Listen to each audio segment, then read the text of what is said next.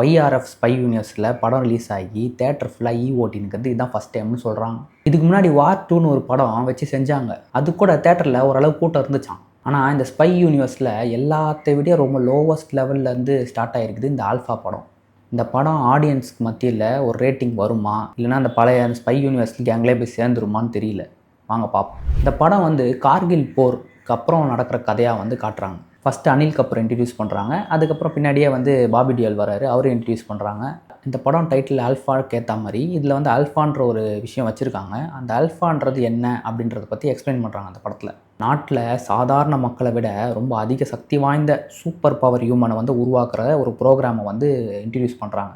இது ஷார்ட்டாக சொல்லணுன்னா மனுஷங்களே கடவுளாக்குற ஒரு திட்டமாக வந்துருச்சு. இம்மார்டல்ஸு, அவெஞ்சர்ஸு, ஹீமேன் இந்த மாதிரி படங்கள்லாம் வந்துருச்சு. அதை பார்த்துருக்காங்க போல இருக்குது. கொஞ்சம் லேட்டாக யோசிச்சுக்கிறாங்க. இந்த விஷயம்லாம் ஒரு பக்கம் போக அடுத்ததாக ஆலியா பட்டை இன்ட்ரடியூஸ் பண்ணுறாங்க. ஆரம்பமே மாஸாக ஆக்ஷன் என்ட்ரியில் வராங்க. பிரச்சனை என்னென்னா ஆலியா பட் ஆக்ஷன் மட்டும் பண்ணிட்டு போகலாம் அப்படின்ட்டு இல்லாமல் தேவையில்லாமல் இந்த ஃபேஸ் எக்ஸ்ப்ரெஷன்லாம் கொடுத்து அந்த ஆக்ஷன் சீக்வன்ஸே கெட்டு விட்றாங்க.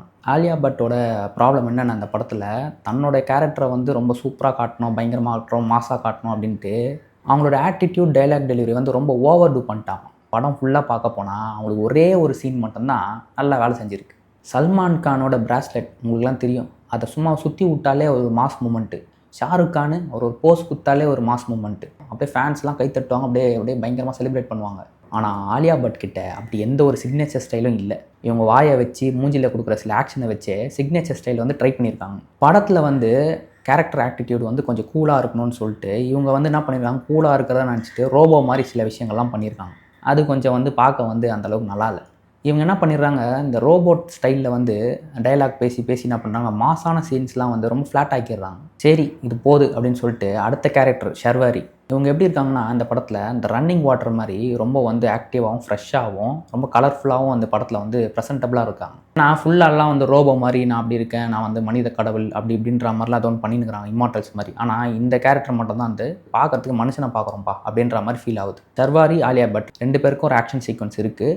ஸோ அதில் ஃபேஸ் ஆஃப் மாதிரி 2 பேரும் மோதுறாங்க. இந்த ஆக்ஷன் சீக்வன்ஸ் பார்த்திங்கன்னா ரொம்பவே நல்லா பண்ணியிருக்காங்க. துரந்தர் அளவுக்கு ப்ரூட்டலாக எக்ஸ்பெக்ட் பண்ண முடியாது. ஓரளவுக்கு நல்லா டீசெண்டாகவும் சூப்பராகவும் பண்ணியிருக்காங்க. ஹேண்ட் டு ஹேண்ட் காம்பேட் தான் பண்ணியிருக்காங்க. மொத்தத்தில் இந்த கதையில் பார்த்தீங்கன்னா ஸ்பை யூனிவர்ஸில் இந்த 2 ஃபீமேல் கேரக்டர்ஸ் கிடைக்கிறாங்க. என்ன ஒரு ப்ராப்ளம்னா, ஆலியா பட்டோட ஃபேன்ஸ்க்கு இந்த படம் பிடிக்காமலும் போகலாம், ஆலியா பட்டையும் பிடிக்காமல் போகலாம். இந்த படத்தில் மட்டும் சொல்கிறேன். ஏன்னா ஷர்வாரியும் ஆலியா பட்டுக்கான வர சீன்ஸ்லலாம் பார்த்தீங்கன்னா ஷர்வாரி ஓவர் ஷேடோ பண்ணிடுறாப்புல. ஏன்னா அவங்களோட பர்ஃபார்மன்ஸில் வெயிட்டாக கொடுத்து ஆலியா பட்டை காணாமல் பண்ணிடுறாங்க. இந்த ட்ரைலர் பார்த்து இந்த படத்தில் எந்த கிளாமரும் இல்லை அப்படின்னு சொல்கிறவங்களாம் ஏமாந்துருவாங்க. ஏன்னா இந்த படத்தில் ஒரு 5லேருந்து ஒரு 10 நிமிஷத்துக்கு போல்டான ஒரு சீக்வன்ஸ் இருக்குது. ஷர்வாரி வர சீன்ஸ்லாம் ஸ்க்ரீன் ப்ரெசன்ஸ் பயங்கரமாக இருக்குது. ஏன்னா ஆலியா பட்டே சாப்பிட்றாப்புல. யூஸ்வலாக வர ஸ்பை யூனிவர்ஸ் படத்துலலாம் பார்த்திங்கன்னா கதையில் அந்த அளவுக்கு முக்கியத்துவம் கொடுக்க மாட்டாங்க. ஃபுல்லாக ஆக்ஷன்ஸ் இருக்கும். அதுக்கப்புறம் கதை அங்கங்கே கொஞ்சம் இருக்கும். பட் ஆனால் இந்த படத்தில் ஃபஸ்ட் ஹாஃப் வரைக்கும் நல்ல ஒரு ஸ்டோரிக்கு இம்பார்ட்டன்ட் கொடுத்துட்டு ஃபஸ்ட் ஹாஃபில் கரெக்டாக கேரக்டர்ஸ் இன்ட்ரடியூஸ் பண்ணுறதும் ஆடியன்ஸோட கனெக்ட் பண்ணுறதும் இதெல்லாமே ஸ்மூத்தாக பண்ணியிருக்காங்க. செகண்ட் ஹாஃப் ஸ்டார்ட் ஆனோடனே படம் அதோட கதையே மறந்துட்டு தறிக்கட்டு திரிஞ்சு நிற்குது. பழைய படங்களில் வர ஆக்ஷன் சீக்வன்ஸ் மாதிரி அப்படியே போயிட்டே இருக்குது.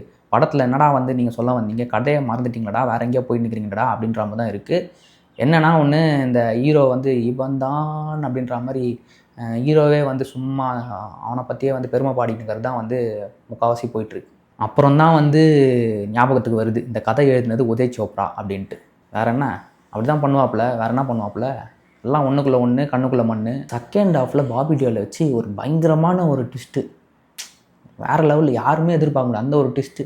இதை எழுதும் போது ரைட்டருக்கு இது தாண்டா மாஸ்டர் ஸ்ட்ரோக்கு, வேறு லெவல்ரா இது அப்படின்ற மாதிரி ஃபீல் ஆகிருக்கும். ஆனால் ஆடியன்ஸாக படம் பார்க்கும்போது இதை விட காமெடி வேறு எதுவும் இல்லைடா அப்படின்னு தான் தோணுச்சு. ஃபஸ்ட்டே சொல்லிடுறேன், என்னென்னா இந்த படத்துக்கும் லாஜிக்கும் எந்த சம்மந்தமும் கிடையாது. பெரிய மிஸ்டேக் என்னென்னா, இது ஆல்ஃபா சீக்ரெட் ப்ரோக்ராம்னு சொல்லிட்டு இவங்க அதையே டேட்டு போட்டுன்னு சுற்றின்னு இருப்பாங்க.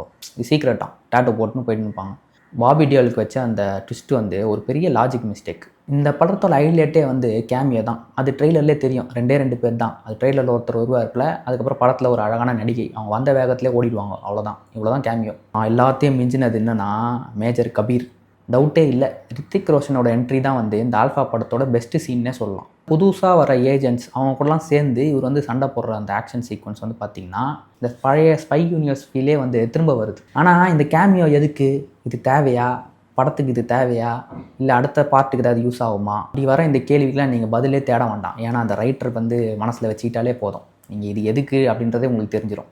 இன்னொரு பக்கம் பார்த்தீங்கன்னா அனில் கபூரோட சீன்ஸ்லாம் ரொம்பவே வீக்காக இருக்குது. ஏன் உட்காந்துன்னு ஒரு பட்டன் அமுக்குறாரு, உடனே தீபாவளி பட்டாசுலாம் வெடிக்குது. இது என்னது இது? அவருக்கு வச்சுட்டு இந்த ஃபேமிலி சைடு ஆங்கிள்ஸ்லாம் வந்து பார்த்திங்கன்னா ரொம்பவே வந்து ஆர்டிஃபிஷியலாக இருக்குது. ஒரு கனெக்டும் இல்லை, ஒரு எமோஷன் இல்லை, எதுவுமே இல்லை. இந்த படத்தில் ஒரு பெரிய மிஸ்டேக்கே கிளைமேக்ஸ் தான். வந்து ஆக்ஷன் பிளாக் வந்து கிளைமேக்ஸில் என்னது ஆலியா பட்டுக்கும் பாபி டியோலுமா. இந்த ஆக்ஷன் பிளாக் வந்து படத்தில் சுத்தமாக வந்து சேரவே இல்லை. ஒரே ஃப்ளாட் எண்டிங் தான். வந்து ஆலியா பட்டுக்கு வந்து ஒரு தீபிகா படுகோன், கத்ரினா கைஃப் அப்படின்னு சொல்லிட்டு ஃபீமேல் வில்லன் ஓரியன்டாக வந்து ஒரு ஆக்ஷன் சீக்வன்ஸ் 2 பேருக்குன்னு வச்சுருந்தா பயங்கரமாக இருக்கும், ஒரு ஃபயராக இருந்திருக்கும். உண்மையாக சொல்லணும்னா இந்த ஆல்ஃபா படம் பார்த்தீங்கன்னா இந்த படத்தில் வந்து நீங்கள் எதுவுமே வந்து ஃபீல் பண்ண முடியாது. நல்லதாகவும் கெட்டதாகவும் எதுவுமே ஃபீல் பண்ண முடியாது. ஏன்னா துரந்தர் படம் பார்க்கும்போது ஒரு ஃபீல் இருக்கும், ஒரு இம்பேக்ட் இருக்கும். அந்த ஒரு ஃபீல் எந்த ஒரு ஃபீலுமே இருக்காது. இந்த படத்தில் வந்து மியூசிக் பேக்ரவுண்ட் ஸ்கோர் வந்து நல்லா இருக்குது. அந்த விஷயத்துக்கு வந்து பாராட்டலாம். ஏன்னா அந்த அந்த டிபார்ட்மெண்ட் வந்து நல்லா வேலை பார்த்துக்கிறாங்க. இந்த மாதிரி படங்கள்லாம் நிறைய வந்துட்டு தான் இருக்குது. அதனால் வந்து நீங்கள் படம் பார்க்குறேன்னு கவனமாக சூஸ் பண்ணுங்கள். அப்படி இந்த படத்தை பார்த்துருந்தீங்கன்னா படம் எப்படி இருக்குது, நீங்கள் என்ன ஃபீல் பண்ணியிருக்கீங்கன்னு சொல்லிட்டு கமெண்ட்டில் சொல்லுங்கள். இதே மாதிரி ஒரு இன்ட்ரெஸ்டிங்கான ரிவ்யூவோட வந்து சந்திக்கிறேன். மறக்காமல் லைக் பண்ணிக்கோங்க, கமெண்ட் பண்ணுங்கள், சப்ஸ்கிரைப் பண்ணிக்கோங்க. பார்த்து பத்திரம். டாட்டா. தேங்க்யூ.